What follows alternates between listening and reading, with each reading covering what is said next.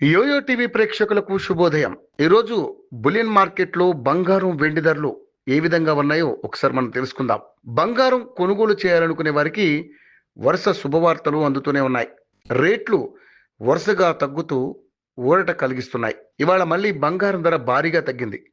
దీంతో గరిష్ట స్థాయిల నుంచి ఇప్పటికే దాదాపు 10,000 వరకు రేటు దిగొచ్చిందని చెప్పొచ్చు.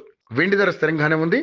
ప్రస్తుతం బంగారం, వెండి ధరలు దేశీయంగా, అంతర్జాతీయంగా అక్టోబర్ 28న ఎలా ఉన్నాయో మనం ఇప్పుడు తెలుసుకుందాం. దేశీయంగా బంగారం రేటు మరింత పడిపోయింది.